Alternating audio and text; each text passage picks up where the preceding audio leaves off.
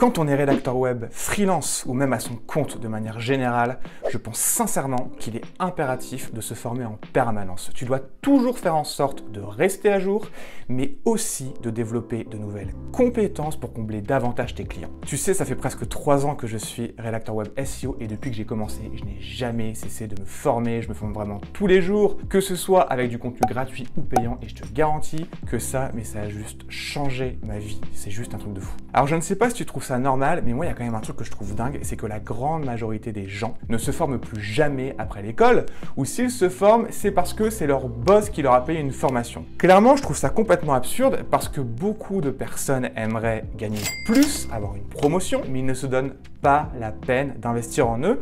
Ils préfèrent acheter une nouvelle bagnole, un nouvel iPhone, etc. Et la plupart du temps, ils font même des crédits à la banque, alors que tout ça, c'est juste du plaisir immédiat et ça ne les aidera certainement pas à vivre une vie qui les inspire réellement. Depuis que je suis à mon compte, j'ai vraiment pris conscience de ça parce que je collabore avec des clients qui sont pour la plupart d'entre eux leaders de leur marché et je peux te dire qu'ils investissent des dizaines et des dizaines de milliers d'euros par an pour se former et encore, je suis gentil.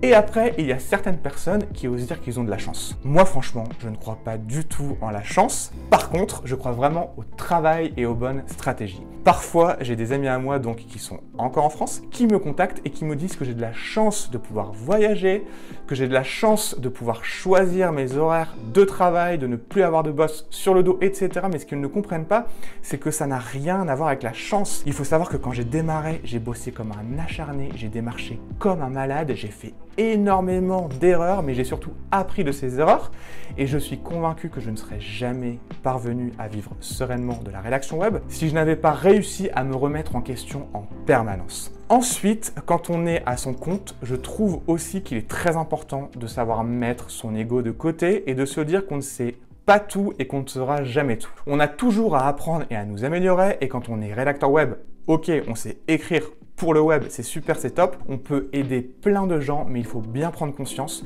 que le web, c'est extrêmement vaste et qu'il y a énormément de choses à apprendre. Et ceux qui ne trouvent pas de clients, souvent, c'est ceux qui ne comprennent pas comment fonctionne Internet parce que c'est justement en comprenant comment ça fonctionne que tu pourras générer des clients à l'appel, tu sauras exactement où aller, tu pourras écrire sur des sujets qui te plaisent et tu pourras collaborer avec des clients que tu adores, etc.